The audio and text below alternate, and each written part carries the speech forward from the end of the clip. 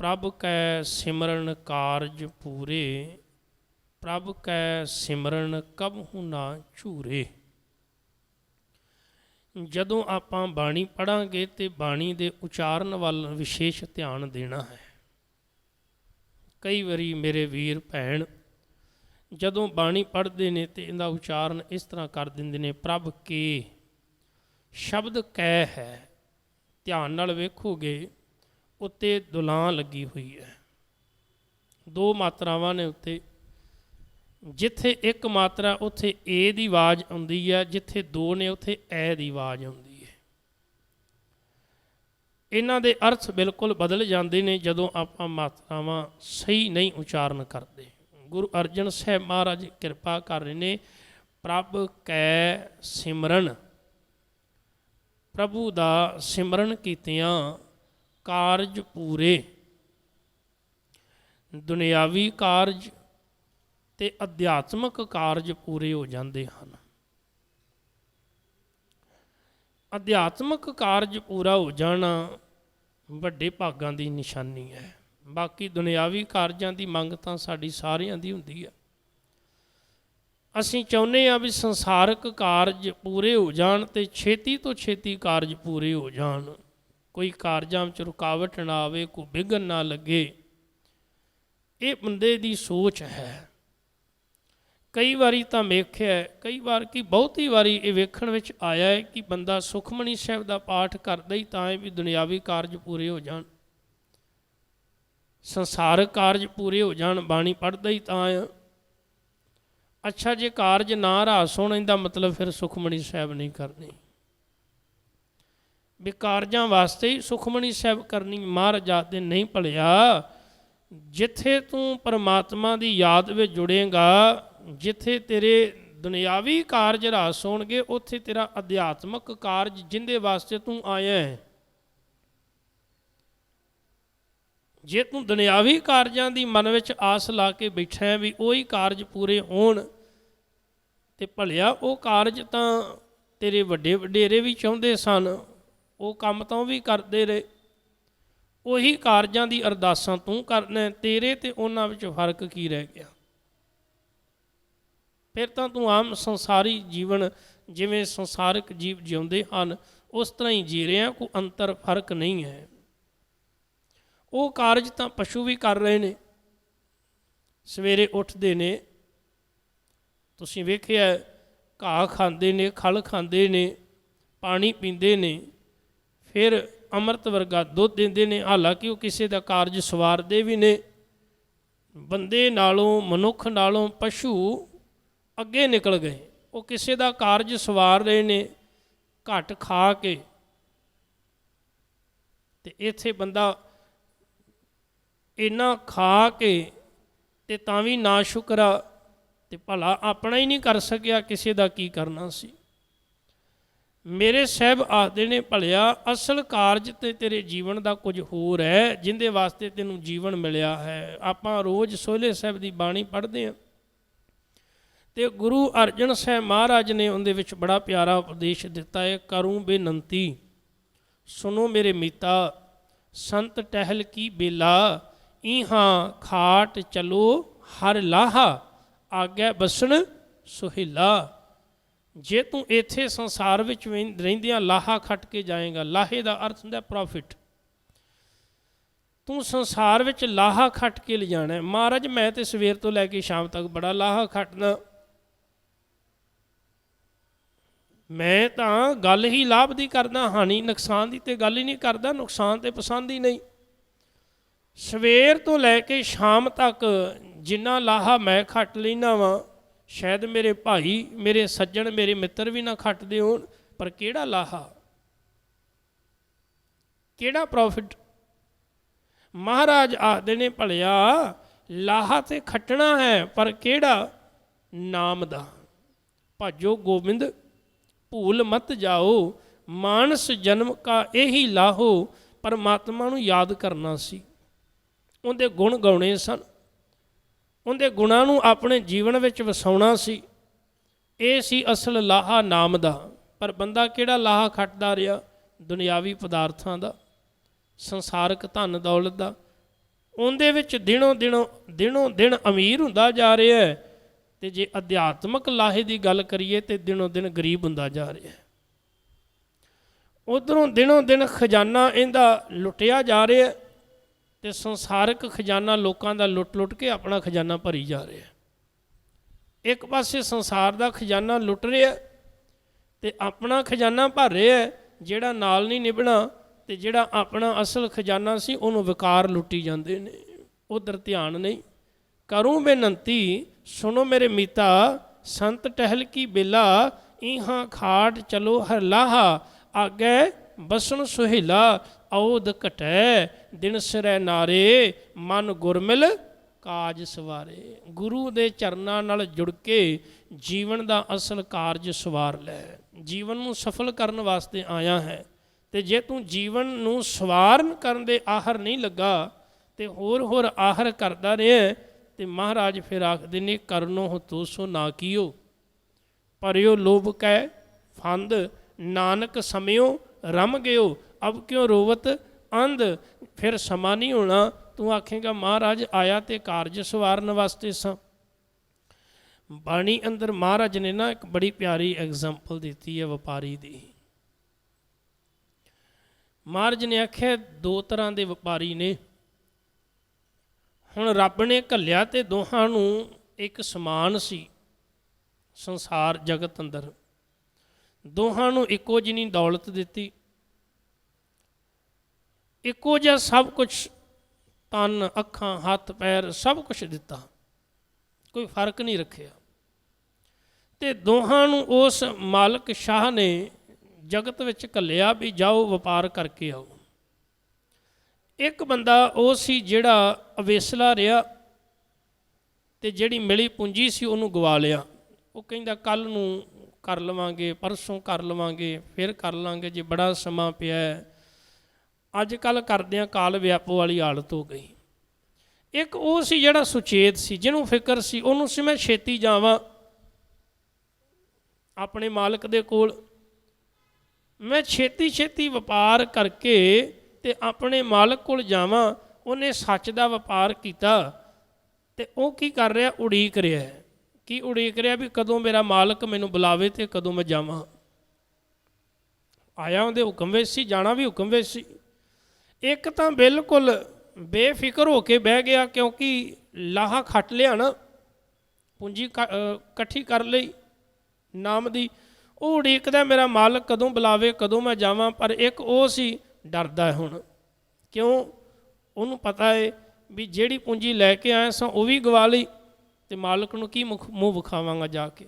ਮਾਲਕ ਨੇ ਆਖਣਾ ਵੀ ਤੈਨੂੰ ਵੀ ਘੱਲਿਆ ਸੀ ਸੱਚ ਦਾ ਵਪਾਰ ਕਰਨ ਵਾਸਤੇ, ਤੂੰ ਸਾਰੀ ਜ਼ਿੰਦਗੀ ਕੂੜ ਦਾ ਵਪਾਰ ਕੀਤਾ, ਤੂੰ ਉਹ ਕੰਮ ਕਰਦਾ ਰਿਹਾ ਜਿਹੜੇ ਨਹੀਂ ਸਨ ਕਰਨੇ, ਪਰ ਜਿਹੜਾ ਕੰਮ ਕਰਨ ਵਾਸਤੇ ਘੱਲਿਆ ਸੀ ਤੂੰ ਕੀਤਾ ਨਹੀਂ। ਐਸੇ ਮਨੁੱਖ ਫਿਰ ਪਛਤਾਉਂਦੇ ਨੇ, ਦੁਖੀ ਹੁੰਦੇ ਨੇ ਵੀ ਹੁਣ ਕੀ ਕਰੀਏ। ਪਰ ਜਦੋਂ ਬੁਲਾਵਾ ਆਉਂਦਾ ਹੈ ਜਾਣਾ ਦੋਹਾਂ ਨੂੰ ਪੈਂਦਾ ਹੈ। ਇੱਕ ਤਿਆਰੀ ਕਰਕੇ ਬੈਠਾ ਸੀ ਸਮੇਂ ਤੋਂ ਪਹਿਲਾਂ ਹੀ ਵੀ ਮੈਂ ਛੇਤੀ ਕਦੋਂ ਜਾਵਾਂ ਬੁਲਾਵਾ ਆਵੇ, ਤੇ ਇੱਕ ਜਿਹਨੇ ਕੋਈ ਤਿਆਰੀ ਨਹੀਂ ਸੀ ਕੀਤੀ, ਉਹ ਡਰਦਾ ਸੀ ਪਿਆ ਵੀ ਕਿਤੇ ਬੁਲਾਵਾ ਆ ਗਿਆ ਤੇ ਕੀ ਬਣੇਗਾ। ਔਰ ਉਹੀ ਗੱਲ ਬਣੀ ਜਦੋਂ ਮਾਲਕ ਨੇ ਉਸ ਦੁਨੀਆ ਦੇ ਸ਼ਾਹ ਪ੍ਰਭੂ ਨੇ ਪੁੱਛਿਆ, ਹਾਂ ਭਾਈ ਤੂੰ ਕੀ ਖੱਟਿਆ ਵਿਖਾ, ਤੈਨੂੰ ਇੰਨੀ ਪੂੰਜੀ ਦਿੱਤੀ ਸੀ। ਉਹਨੇ ਆਖਿਆ ਮਾਲਕ ਜੀਓ ਪਿਛਲੇ ਦਿੱਤੇ ਹੋਏ ਖਜ਼ਾਨੇ ਨੂੰ ਵਧਾ ਕੇ ਲਿਆਇਆ, ਘਟਾ ਕੇ ਨਹੀਂ ਲਿਆਇਆ। ਸਵਾਸਾਂ ਦੀ ਪੂੰਜੀ ਦਿੱਤੀ ਸੀ, ਪਰ ਹਰ ਇੱਕ ਸਵਾਸ ਨੂੰ ਚੰਗੇ ਪਾਸੇ ਲਾਇਆ ਤੇ ਇਹਨਾਂ ਨੂੰ ਸਫਲਾ ਕੀਤਾ।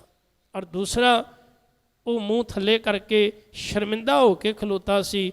ਬਾਬਾ ਫਰੀਦ ਸਾਹਿਬ ਨੇ ਤਾਂ ਹੀ ਮਨੁੱਖ ਨੂੰ ਸੁਚੇਤ ਕੀਤਾ, ਬਾਬਾ ਫਰੀਦ ਸਾਹਿਬ ਨੇ ਤਾਂ ਹੀ ਸੁਚੇਤ ਕੀਤਾ, ਉਹ ਭਲਿਆ ਉਹ ਕੰਮ ਕਰੀ ਮਾਲਕ ਦੇ ਦਰ ਤੇ ਸਿਰ ਨੀਵਾਂ ਕਰਕੇ ਨਾ ਖਲੋਣਾ ਪਵੇ।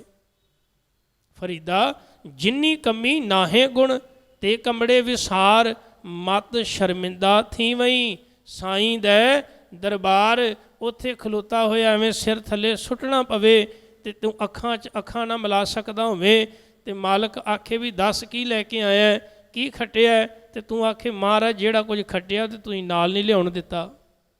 ਖੱਟਿਆ ਤੇ ਬੜਾ ਕੁਛ ਸੀ, ਬੋਰੀਆਂ ਤੇ ਬੋਰੀਆਂ ਭਰ ਕੇ ਰੱਖੀਆਂ ਸਨ, ਕੰਧਾਂ ਵਿੱਚ ਚਿਣਵਾ ਕੇ ਰੱਖਿਆ ਸੀ, ਗੱਦੇ ਬੈੱਡ ਭਰ ਕੇ ਰੱਖੇ ਸਨ, ਅਲਮਾਰੀਆਂ ਕੱਪੜਿਆਂ ਦੀਆਂ ਭਰੀਆਂ ਪਈਆਂ ਸਨ। ਮਹਾਰਾਜ ਇੰਨੀ ਪ੍ਰੋਪਰਟੀ ਦੌਲਤ ਸੀ, ਪਰ ਤੁਸੀਂ ਲਿਆਉਣ ਨਹੀਂ ਦਿੱਤੀ। ਮਹਾਰਾਜ ਆਖਦੇ ਨਹੀਂ ਭਲਿਆ, ਉਹਦੀ ਮੈਨੂੰ ਲੋੜ ਨਹੀਂ ਸੀ, ਉਹਦੀ ਕੋਈ ਚਾਹਤ ਨਹੀਂ ਸੀ। ਜਿਹੜੀ ਚੀਜ਼ ਖੱਟਣ ਵਾਸਤੇ ਤੈਨੂੰ ਘੱਲਿਆ ਸੀ ਉਹ ਤਾਂ ਤੂੰ ਇੱਕ ਪਲ ਵੀ ਨਹੀਂ ਖੱਟੀ। ਗੁਰੂ ਅਰਜਨ ਸਾਹਿਬ ਮਹਾਰਾਜ ਕਹਿ ਰਹੇ ਨੇ, ਉਹ ਭਲਿਆ ਜੇ ਤੂੰ ਰੱਬ ਦਾ ਸਿਮਰਨ ਕਰਨਾ ਹੈ, ਜੇ ਤੂੰ ਨਾਮ ਜਪਣਾ ਹੈ, ਜੇ ਤੂੰ ਸੁਖਮਨੀ ਸਾਹਿਬ ਪੜ੍ਹਨੀ ਹੈ, ਤੇ ਕੇਵਲ ਇਸ ਕਰਕੇ ਨਹੀਂ ਕਿ ਤੇਰੇ ਦੁਨੀਆ ਦੇ ਕਾਰਜ ਰਾਸ ਹੋਣ, ਬਸ ਨਹੀਂ, ਜੀਵਨ ਦਾ ਕਾਰਜ ਵੀ ਰਾਸ ਹੋਵੇ, ਅਸਲ ਮਨੋਰਥ ਵੀ ਤੇਰਾ ਪੂਰਾ ਹੋਵੇ, ਨਹੀਂ ਤਾਂ ਫਿਰ ਜੀਵਨ ਅਧੂਰਾ ਰਹਿ ਜਾਵੇਗਾ, ਫਿਰ ਪਛਤਾਉਣਾ ਪਵੇਗਾ।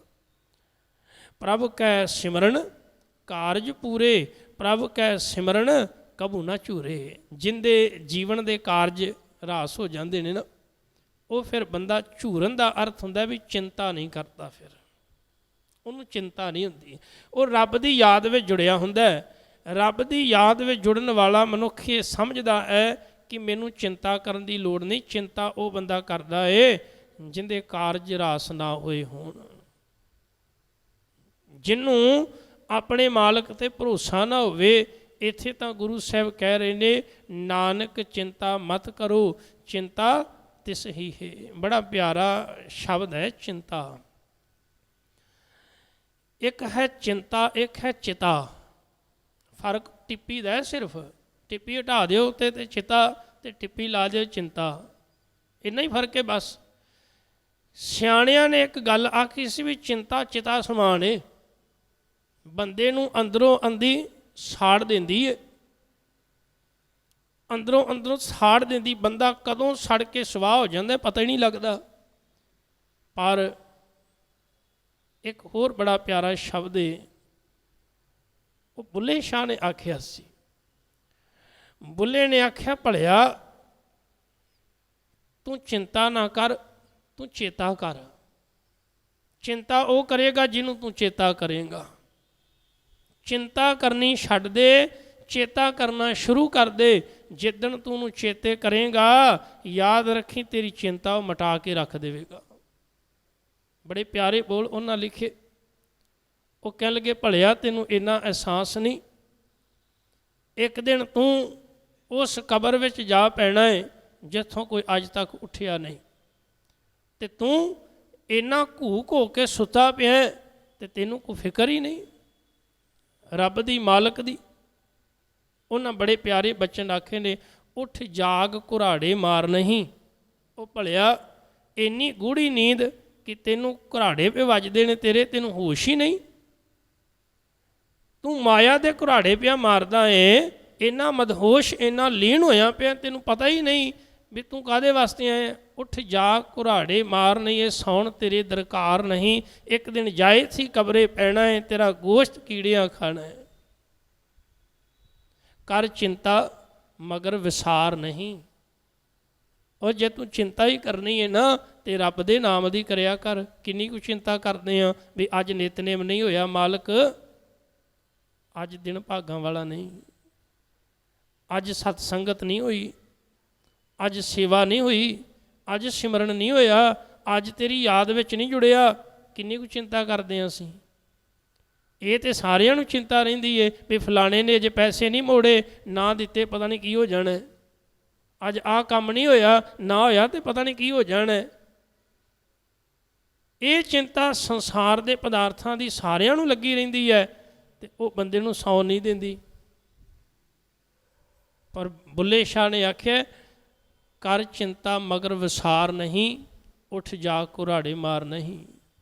ਉੱਠ ਤੇ ਚਿੰਤਾ ਕਰ ਉਸ ਮਾਲਕ ਦੀ। ਕਿਉਂ? ਅੱਗਾ ਨੇੜੇ ਆਇਆ, ਪਿਛਾ ਰਿਹਾ ਦੂਰ। ਕਿਹੜੀਆਂ ਗੱਲਾਂ ਤੂੰ ਕਰਦਾ? ਸਮਾਂ ਤੇ ਵੇਖ ਜ਼ਿੰਦਗੀ ਦਾ ਕਿੱਥੇ ਖੜਾ ਹੈ ਤੂੰ, ਤੇ ਅਜੇ ਵੀ ਤੂੰ ਸੰਸਾਰ ਦੀਆਂ ਚਿੰਤਾਵਾਂ ਲੈ ਕੇ ਬੈਠਾ ਤੇ ਉਹਦੀ ਚਿੰਤਾ ਨਹੀਂ ਕਰਦਾ ਨਾਮ ਦੀ। ਧੰਨ ਗੁਰੂ ਅਰਜਨ ਸਾਹਿਬ ਮਹਾਰਾਜ ਕਹਿ ਰਹੇ ਨੇ, ਜਿਹੜੇ ਸਿਮਰਨ ਵਿੱਚ ਜੁੜ ਜਾਂਦੇ ਨੇ, ਜਿਹੜੇ ਰੱਬੀ ਯਾਦ ਵਿੱਚ ਜੁੜ ਜਾਂਦੇ ਨੇ, ਜਿੱਥੇ ਉਹਨਾਂ ਦੇ ਕਾਰਜ ਪਰਮਾਤਮਾ ਆਪ ਸਵਾਰ ਦਿੰਦਾ ਹੈ, ਉੱਥੇ ਉਹਨਾਂ ਦੀ ਚਿੰਤਾ ਵੀ ਦੂਰ ਕਰ ਦਿੰਦਾ ਹੈ। ਪ੍ਰਭ ਕੈ ਸਿਮਰਨ ਹਰ ਗੁਣ ਬਾਨੀ। ਪਰਮਾਤਮਾ ਦੇ ਸਿਮਰਨ ਵਿੱਚ ਜੁੜਨ ਵਾਲੇ ਹਰ ਗੁਣ ਬਾਨੀ, ਹਰੀ ਦੇ ਚੰਗੇ ਗੁਣ ਬਾਣੀ ਦਾ ਅਰਥ ਹੈ ਬਨਾਵਟ। ਬਾਣੀ ਦਾ ਅਰਥ ਬੋਲੀ ਵੀ ਹੁੰਦਾ ਹੈ, ਬਾਣੀ ਦਾ ਅਰਥ ਮਿੱਠੀ ਆਵਾਜ਼ ਵੀ ਹੁੰਦਾ ਹੈ। ਬਾਣੀ ਦੇ ਕਈ ਅਰਥ ਨੇ। ਮਹਾਰਾਜ ਕਹਿ ਰਹੇ ਨੇ ਜਿਹੜੇ ਰੱਬੀ ਯਾਦ ਵਿੱਚ ਜੁੜਦੇ ਨੇ ਨਾ ਸਿਮਰਨ ਵਿੱਚ, ਫਿਰ ਉਹ ਪਰਮਾਤਮਾ ਪਰਮੇਸ਼ਰ ਦੇ ਜਿਹੜੇ ਚੰਗੇ ਗੁਣ ਨੇ ਉਹ ਉਹਨਾਂ ਨੂੰ ਉਚਾਰਦੇ ਨੇ, ਉਹਦੀ ਮਿੱਠੀ ਬਾਣੀ ਨੂੰ ਪੜ੍ਹਦੇ ਨੇ, ਉਸ ਦੀ ਬਾਣੀ ਨੂੰ ਗਾਉਂਦੇ ਹਨ। ਜਿਹੜੇ ਰੱਬੀ ਯਾਦ ਵਿੱਚ ਜੁੜਦੇ ਨੇ ਉਹਨਾਂ ਦੇ ਮੁਖ ਸਿਵਾਏ ਮਾਲਕ ਦੀ ਸਿਫਤ ਤੋਂ ਖੁੱਲ੍ਹਦੇ ਨਹੀਂ। ਉਹਨਾਂ ਦੇ ਮੁਖ ਜਦੋਂ ਵੀ ਖੁੱਲ੍ਹਦੇ ਨੇ ਤੇ ਮਾਲਕ ਦੀ ਯਾਦ ਵਿੱਚ ਖੁੱਲ੍ਹਦੇ ਨੇ। ਪ੍ਰਭ ਕੈ ਸਿਮਰਨ ਸਹਿਜ ਸੁਮਾਨੀ। ਫਿਰ ਐਸੇ ਮਨੁੱਖ ਜਦੋਂ ਸਿਮਰਨ ਕਰਦੇ ਕਰਦੇ ਉਹ ਅੰਤਰ ਆਤਮੇ ਸਹਿਜ ਅਵਸਥਾ ਵਿੱਚ ਲੀਨ ਹੋ ਜਾਂਦੇ ਨੇ, ਡੋਲਦੇ ਨਹੀਂ, ਫਿਰ ਅੰਦਰ ਸਹਿਜ ਵਿੱਚ ਟਿਕ ਜਾਂਦੇ ਨੇ। ਦੁੱਖ ਆਵੇ, ਸੁੱਖ ਆਵੇ, ਖੁਸ਼ੀ ਆਵੇ, ਗਮੀ ਆਵੇ, ਫਿਰ ਅਡੋਲ ਰਹਿੰਦੇ ਨੇ। ਨਹੀਂ ਐਸੇ ਮਨੁੱਖ ਡੋਲਦੇ ਸਿਮਰਨ ਕਰਨ ਵਾਲੇ। ਪ੍ਰਭ ਕੈ ਸਿਮਰਨ ਨਿਚਲ ਆਸਨ। ਪਰਮਾਤਮਾ ਦਾ ਸਿਮਰਨ ਕਰਨ ਵਾਲੇ ਬੰਦੇ ਜਿਨ੍ਹਾਂ ਦਾ ਮਨ ਨਿਚਲ ਟਿਕਾਣੇ ਵਿੱਚ ਟਿਕ ਜਾਂਦਾ ਹੈ। ਨਿਚਲ, ਨਿਚਲ ਉਹਨੂੰ ਕਹਿੰਦੇ ਨੇ ਜਿਹੜਾ ਚੱਲਦਾ ਨਹੀਂ। ਅੱਜ ਇਸ ਸੰਸਾਰ ਵਿੱਚ ਆਪਾਂ ਬੈਠੇ ਹਾਂ ਤਾਂ ਪਹਿਲਾਂ ਹੀ ਚੱਲ ਰਿਹਾ ਚਲਾਈਮਾਨ। ਜਿਹੜੀ ਧਰਤੀ ਜਦੋਂ ਹਿੱਲਦੀ ਤੇ ਆਪਾਂ ਵੀ ਹਿੱਲ ਜਾਂਦੇ ਹਾਂ ਨਾ। ਧਰਤੀ ਦੇ ਹਿੱਲਣ ਨਾਲ ਅਸੀਂ ਵੀ ਹਿੱਲ ਜਾਂਦੇ ਹਾਂ। ਉਹ ਹਿੱਲਣ ਵਾਲੀ ਚਲਾਈਮਾਨ ਹੈ, ਪਰ ਇੱਕ ਚੀਜ਼ ਐਸੀ ਹੈ ਜਿਹੜੀ ਹਿੱਲਦੀ ਨਹੀਂ, ਚਲਾਈਮਾਨ ਨਹੀਂ, ਉਹ ਹੈ ਪਰਮਾਤਮਾ। ਪਰਮਾਤਮਾ ਦੇ ਚਰਨਾਂ ਨਾਲ ਜਿਹਦਾ ਮਨ ਜੁੜ ਗਿਆ ਫਿਰ ਉਹ ਨਿਸ਼ਚਲ, ਜਿਹੜਾ ਚੱਲਦਾ ਨਹੀਂ, ਜਿਹੜਾ ਇੱਕ ਥਾਂ 'ਤੇ ਸਥਿਰ ਟਿਕ ਜਾਂਦਾ ਹੈ। ਪ੍ਰਭ ਕੈ ਸਿਮਰਨ ਕਮਲ ਵਿਗਾਸਨ। ਪਰਮਾਤਮਾ ਦਾ ਸਿਮਰਨ ਕੀਤਿਆਂ ਮਨ ਜਿਹੜਾ ਨਾ, ਹਿਰਦਾ ਜਿਹੜਾ ਉਹ ਇਸ ਤਰ੍ਹਾਂ ਖਿੜ ਜਾਂਦਾ ਜਿਵੇਂ ਕਮਲ ਖਿੜਦਾ ਹੈ। ਕਮਲ ਕਦੋਂ ਖਿੜਦਾ ਭਲਾ? ਜਦੋਂ ਸੂਰਜ ਨੂੰ ਵੇਖ ਲੈਂਦਾ ਹੈ। ਇਸੇ ਤਰ੍ਹਾਂ ਜਦੋਂ ਪ੍ਰਭੂ ਨਾਮ ਨਾਲ ਮਨੁੱਖ ਜੁੜਦਾ ਹੈ ਤੇ ਫਿਰ ਹਿਰਦਾ ਜਿਹੜਾ ਐ ਮੁਰਝਾਇਆ ਹੋਇਆ, ਨਿੰਮੋ ਝੁਣਾ ਉਦਾਸ ਜਿਹਾ ਹੋਇਆ ਡਿੱਗਿਆ ਰਹਿੰਦਾ ਥੱਲੇ, ਜਦੋਂ ਨਾਮ ਦੇ ਨਾਲ ਜੁੜਦਾ ਫਿਰ ਇਹ ਖੇੜੇ ਵਿੱਚ ਆ ਜਾਂਦਾ ਹੈ। ਗੁਰੂ ਅਰਜਨ ਸਾਹਿਬ ਮਹਾਰਾਜ ਨੇ ਗੁਰੂ ਗ੍ਰੰਥ ਸਾਹਿਬ ਪਾਤਸ਼ਾਹ ਜੀ ਦੀ ਜੋ ਬਾਣੀ ਦੀ ਸੰਪਾਦਨਾ ਕੀਤੀ, ਅਖੀਰ ਵਿੱਚ ਮਹਾਰਾਜ ਨੇ ਇੱਕ ਬਚਨ ਬੜਾ ਪਿਆਰਾ ਆਖਿਆ। ਰਾਗਮਾਲਾ ਤੋਂ ਪਹਿਲਾਂ ਆਉਂਦਾ ਬਚਨ, ਤੇ ਉਹ ਬੜਾ ਪਿਆਰਾ ਬਚਨ ਸਾਹਿਬ ਆਖਦੇ ਨੇ, ਨਾਨਕ ਨਾਮ ਮਿਲੈ ਤਾਂ ਜੀਵਾ, ਤਨ ਮਨ ਥੀਵੈ ਹਰਿਆ। ਹਰੇ ਦਾ ਮਤਲਬ ਕੀ ਹੈ? ਖੇੜੇ ਵਿੱਚ ਆ ਗਿਆ। ਨਾਮ ਜਪਦਾ ਹਾਂ ਤੇ ਖੇੜੇ ਵਿੱਚ ਰਹਿਣਾ ਹਾਂ। ਜੇ ਨਾਮ ਨਾਲੋਂ ਟੁੱਟ ਜਾਣਾ ਹਾਂ ਤੇ ਉਦਾਸੀ ਛਾ ਜਾਂਦੀ ਹੈ, ਉਦਾਸ ਹੋ ਜਾਣਾ ਹਾਂ। ਸਾਹਿਬ ਕਹਿ ਰਹੇ ਹਨ, ਪ੍ਰਭ ਕੈ ਸਿਮਰਨ ਕਮਲ ਵਿਗਾਸਨ। ਹਿਰਦੇ ਰੂਪੀ ਕਮਲ ਫੁੱਲ ਖਿੜ ਜਾਂਦਾ ਹੈ। ਪ੍ਰਭ ਕੈ ਸਿਮਰਨ ਅਨਹਦ ਚੁਨਕਾਰ। ਪ੍ਰਭੂ ਦੇ ਸਿਮਰਨ ਵਿੱਚ ਜੁੜਿਆ ਬੰਦੇ ਅੰਦਰ ਇੱਕ ਰਸ, ਉਹ ਨਾਮ ਜਿਹੜਾ ਚੱਲ ਪੈਂਦਾ ਹੈ। ਦੋ ਸ਼ਬਦ ਨੇ, ਇੱਕ ਹੈ ਅਨਾਹਦ, ਇੱਕ ਹੈ ਆਹਤ। ਆਹਤ ਉਹਨੂੰ ਕਹਿੰਦੇ ਨੇ ਦੋ ਚੀਜ਼ਾਂ ਦੇ ਟਕਰਾਉਣ ਨਾਲ ਆਵਾਜ਼ ਪੈਦਾ ਹੁੰਦੀ ਹੈ। ਆਹਤ, ਦੋ ਚੀਜ਼ਾਂ ਟਕਰਾਈਆਂ ਤੇ ਆਵਾਜ਼ ਪੈਦਾ ਹੋਈ। ਅਨਾਹਤ ਉਹਨੂੰ ਕਹਿੰਦੇ ਨੇ ਜਿਹੜਾ ਆਪਣੇ ਆਪ ਹੀ ਰਸ ਜਿਹੜਾ ਪੈਦਾ ਹੋ ਰਿਹਾ ਹੈ, ਆਪਣੇ ਆਪ ਹੀ ਇੱਕ ਸੰਗੀਤ ਚੱਲ ਰਿਹਾ ਹੈ, ਆਪਣੇ ਆਪ ਇੱਕ ਆਵਾਜ਼ ਗੂੰਜ ਰਹੀ ਹੈ, ਜਿਹਨੂੰ ਚਲਾਉਣਾ ਨਹੀਂ ਪੈਂਦਾ, ਜਿਹਨੂੰ ਵਜਾਉਣਾ ਨਹੀਂ ਪੈਂਦਾ, ਉਹ ਸੰਗੀਤ ਆਪਣੇ ਆਪ ਵੱਜ ਰਿਹਾ ਹੈ। ਉਹ ਹੈ ਪਰਮਾਤਮਾ ਦੇ ਨਾਮ ਦਾ ਸੰਗੀਤ, ਆਪਣੇ ਆਪ ਹੀ ਚੱਲਦਾ ਹੈ। ਉਹਨੂੰ ਮਹਾਰਾਜ ਕਹਿ ਰਹੇ ਨੇ ਅਨਹਦ ਚੁਨਕਾਰ। ਉਹ ਰਸੀਲੀ ਅਤੇ ਮਿੱਠੀ ਆਵਾਜ਼, ਉਹ ਮਿੱਠਾ ਸੰਗੀਤ ਜਿਹੜਾ ਆਪਣੇ ਆਪ ਹੀ ਅੰਦਰ ਚੱਲਦਾ ਰਹਿੰਦਾ, ਜਿਹੜਾ ਕਦੀ ਵੀ ਰੁਕਦਾ ਨਹੀਂ, ਨਿਰੰਤਰ ਇੱਕ ਰਸ ਚੱਲਦਾ ਰਹਿੰਦਾ ਹੈ, ਜਿਹਨੂੰ ਵਜਾਉਣ ਦੀ ਲੋੜ ਨਹੀਂ, ਬਸ ਉਹ ਆਪੇ ਹੀ ਵੱਜਦਾ ਹੈ। ਜਿਹੜਾ ਮਨੁੱਖ ਸਿਮਰਨ ਨਾਲ ਜੁੜ ਜਾਂਦਾ ਹੈ ਫਿਰ ਅੰਤਰ ਆਤਮੇ ਉਸ ਸਿਮਰਨ ਦੀ ਸੋਝੀ ਮਨੁੱਖ ਨੂੰ ਪ੍ਰਾਪਤ ਹੋ ਜਾਂਦੀ ਹੈ। ਸੁਖ ਪ੍ਰਭ ਸਿਮਰਨ ਕਾ ਅੰਤ ਨਾ ਪਾਰ। ਭਾਈ ਪ੍ਰਭੂ ਦੇ ਸਿਮਰਨ ਵਾਲਾ ਜਿਹੜਾ ਸੁੱਖ ਹੈ ਨਾ, ਉਹਦਾ ਫਿਰ ਕੋਈ ਅੰਤ ਨਹੀਂ, ਕੋਈ ਉਹਦਾ ਕੋਈ ਪਾਰਲਾ ਬੰਨਾ ਨਹੀਂ। ਉਸ ਸੁੱਖ ਵਿੱਚ ਇੰਨਾ ਆਨੰਦ ਹੈ, ਇੰਨਾ ਰਸ ਹੈ, ਉਹ ਕਦੀ ਮੁੱਕਣ 'ਤੇ ਨਹੀਂ ਆਉਂਦਾ। ਸਿਮਰੈ ਸੇ ਜਨ ਜਿਨ ਕੋ ਪ੍ਰਭ ਮਿਆ। ਭਾਈ ਸਿਮਰਨ ਉਹ ਜਨ ਕਰਦੇ ਨੇ, ਉਹ ਸੇਵਕ ਕਰਦੇ ਨੇ ਜਿਨ੍ਹਾਂ ਉੱਤੇ ਪ੍ਰਭੂ ਦੀ ਮਇਆ ਭਾਵ ਮਿਹਰ ਹੋ ਜਾਂਦੀ ਹੈ। ਦੋ ਸ਼ਬਦ ਨੇ, ਇੱਕ ਹੈ ਮਇਆ, ਇੱਕ ਹੈ ਮਾਇਆ। ਦੋਵੇਂ ਇੱਕੋ ਜਿਹੇ ਸ਼ਬਦ ਲੱਗਦੇ ਨੇ। ਮਾਇਆ ਦਾ ਅਰਥ ਕੀ ਹੈ? ਮਾਇਆ ਦਾ ਅਰਥ ਮਹਾਰਾਜ ਨੇ ਬਾਣੀ ਵਿੱਚ ਆਪ ਹੀ ਕਰਤਾ ਹੈ, ਮਾਈ ਮਾਇਆ ਛਲ। ਮਾਇਆ ਇੱਕ ਛਲ ਹੈ, ਇੱਕ ਧੋਖਾ, ਇੱਕ ਭਰਮ ਹੈ ਅੱਖਾਂ ਦਾ ਜੋ ਸਾਨੂੰ ਦਿਸ ਰਿਹਾ ਹੈ। ਔਰ ਮਇਆ ਕੀ? ਮਇਆ ਦਾ ਅਰਥ ਹੈ ਮਿਹਰ, ਬਖਸ਼ਿਸ਼। ਪਰਮਾਤਮਾ ਦੀ ਬਖਸ਼ਿਸ਼ ਰਾਹੀਂ ਹੀ ਪਰਮਾਤਮਾ ਦਾ ਸਿਮਰਨ ਕੀਤਾ ਜਾ ਸਕਦਾ ਹੈ। ਨਾਨਕ ਤਿਨ ਜਨ ਸ਼ਰਣੀ ਪਿਆ। ਹੇ ਨਾਨਕ, ਵੱਡੇ ਭਾਗਾਂ ਨਾਲ ਉਹਨਾਂ ਜਨਾਂ ਦੀ ਸੰਗਤ ਮਿਲਦੀ ਹੈ ਜਿਹੜੇ ਨਾਮ ਜਪਦੇ ਨੇ। ਨਾਨਕ ਉਹਨਾਂ ਦੀ ਸ਼ਰਨ ਵਿੱਚ ਹੈ ਜਿਹੜੇ ਨਾਮ ਜਪਦੇ ਹਨ। ਹਰ ਸਿਮਰਨ ਕਰ ਭਗਤ ਪ੍ਰਗਟਾਏ। ਹਰੀ ਸਿਮਰਨ ਵਿੱਚ ਜੁੜਿਆਂ ਹੀ ਭਗਤ ਪ੍ਰਸਿੱਧ ਹੋਏ ਨੇ, ਪ੍ਰਗਟ ਹੋਏ ਹਨ। ਰਵਿਦਾਸ ਪਹਿਲਾਂ ਭਗਤ ਨਹੀਂ ਸਨ, ਕਬੀਰ ਸਾਹਿਬ ਪਹਿਲਾਂ ਭਗਤ ਨਹੀਂ ਸਨ, ਨਾਮਦੇਵ ਪਹਿਲਾਂ ਭਗਤ ਨਹੀਂ ਸਨ, ਉਹ ਰਵਿਦਾਸ ਸਨ। ਨਾਮਦੇਵ ਸਨ, ਕਬੀਰ ਸਾਹਿਬ ਸਨ। ਪਰ ਜਦੋਂ ਨਾਮ ਜਪਿਆ ਫਿਰ ਭਗਤ ਕਬੀਰ ਸਾਹਿਬ ਹੋ ਗਏ, ਨਾਮ ਜਪਿਆ ਭਗਤ ਨਾਮਦੇਵ ਹੋ ਗਏ, ਨਾਮ ਜਪਿਆ ਸਿਮਰਨ ਕੀਤਾ ਤੇ ਕੀ ਹੋ ਗਏ ਭਲਾ? ਭਗਤ ਰਵਿਦਾਸ ਸਾਹਿਬ। ਗੁਰੂ ਅਰਜਨ ਸਾਹਿਬ ਮਹਾਰਾਜ ਦਾ ਇੱਕ ਸ਼ਬਦ ਆਉਂਦਾ ਹੈ ਬੜਾ ਪਿਆਰਾ। ਸਾਹਿਬ ਨੇ ਉਸ ਵਿੱਚ ਕੁਝ ਭਗਤਾਂ ਦਾ ਜ਼ਿਕਰ ਕੀਤਾ ਹੈ। ਪਹਿਲਾ ਬਚਨ ਕਰਦੇ ਨੇ, ਗੋਬਿੰਦ ਗੋਬਿੰਦ ਗੋਬਿੰਦ ਸੰਗ ਨਾਮ ਦਿਓ ਮਨ ਲੀਨਾ। ਭਗਤ ਨਾਮਦੇਵ ਜੀ ਨੇ ਪਰਮਾਤਮਾ ਪਰਮੇਸ਼ਰ ਦੇ ਚਰਨਾਂ ਵਿੱਚ ਆਪਣੇ ਆਪ ਨੂੰ ਲੀਨ ਕਰ ਲਿਆ। ਇੰਨਾ ਨਾਮ ਜਪਿਆ ਕਿ ਲੀਨ ਹੋ ਗਏ। ਆਡ ਦਾਮ ਕੋ ਛੀਪਰੋ ਹੋਇਓ ਲਖੀਣਾ।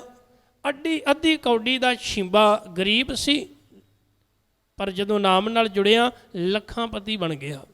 ਹੁਣ ਲੱਖਾਂਪਤੀ ਬਣਨ ਦਾ ਮਤਲਬ ਇਹ ਨਹੀਂ ਵੀ ਬੈਂਕ ਖਾਤੇ ਭਰ ਗਏ। ਲੱਖਪਤੀ ਦਾ ਭਾਵ ਇੱਥੇ ਹੈ ਵੀ ਉਹਨਾਂ ਦਾ ਜੀਵਨ ਇੰਨਾ ਉੱਚਾ ਹੋ ਗਿਆ ਕਿ ਲੋਕੀ ਉਹਨਾਂ ਨੂੰ ਨਮਸਕਾਰਾਂ ਲੱਗ ਗਏ ਕਰਨ, ਸੀਸ ਝੁਕਾਉਣ ਲੱਗ ਗਏ ਲੋਕ। ਦੂਸਰੀ ਉਦਾਹਰਨ ਉਹ ਗੁਰੂ ਅਰਜਨ ਸਾਹਿਬ ਮਹਾਰਾਜ ਦਿੰਦੇ ਨੇ, ਬੁੰਨਾ ਤੰਨਾ ਤਿਆਗ ਕੈ ਪ੍ਰੀਤ ਚਰਨ ਕਬੀਰਾ। ਆ ਸੰਸਾਰ ਦੇ ਝਮੇਲਿਆਂ ਨੂੰ ਛੱਡ ਕੇ ਪ੍ਰੀਤ ਪਾ ਲਈ ਕਬੀਰ ਸਾਹਿਬ ਨੇ ਪਰਮਾਤਮਾ ਦੇ ਚਰਨਾਂ ਨਾਲ। ਹੋਇਆ ਕਿ ਕਹਿਣ ਲੱਗੇ, ਨੀਚ ਕੁਲਾ ਜੁਲਾਹਰਾ ਭਇਓ ਗੁਣੀ ਗਹੀਰਾ। ਨੀਵੀਂ ਜਾਤ ਦਾ ਇਹ ਕਬੀਰ, ਜਿਹਨੂੰ ਲੋਕ ਜੁਲਾਹਾ ਕਹਿੰਦੇ ਸਨ, ਕਹਿਣ ਲੱਗੇ ਉਹ ਗੁਣਾਂ ਦਾ ਭੰਡਾਰ ਹੋ ਗਿਆ, ਅਥਾਹ ਗੁਣ ਅੰਦਰ ਪੈਦਾ ਹੋ ਗਏ।